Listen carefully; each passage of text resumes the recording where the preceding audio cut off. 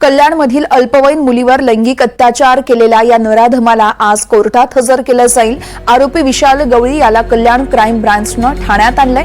Police आयुक्त आशुतोष डुंबरे पत्रकार परिषद देखील घेतील आणि यानंतर सविस्तर माहिती देणार आहेत। आरोपी विशाल गवळीला क्राईम ब्रांचनं ठाण्यात आणलं आहे आणि आज कोर्टात देखील हजर केलं जाईल। कल्याणमधील पोलीस आयुक्तांची 12च्या सुमारास पत्रकार परिषद असेल।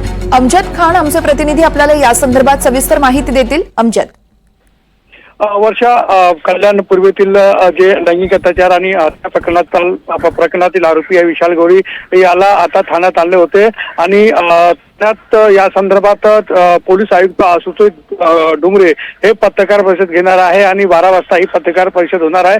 त्या संदर्भातली माहिती आणि आरोपी संदर्भातली माहिती आयुक्त स्वतः देणार आहे।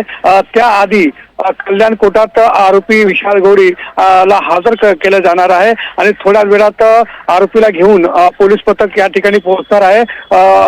ठाण्याहून पोलीस पथक विशाल गवळीला घेऊन कल्याण कोर्टाच्या दिशेने रवाना झाला आहे। थोड्याच वेळात विशाल याला कल्याण कोर्टात हजर केले जाणार आहे।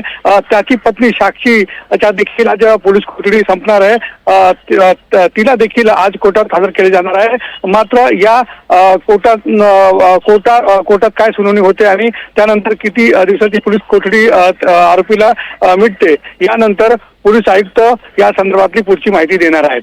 निश्चितच त्यामुळे तपासासंदर्भात पोलीस काय माहिती देत आहेत ते बघणं महत्त्वाचं आहे। अमजद, धन्यवाद तुम्ही दिलेल्या माहितीसाठी।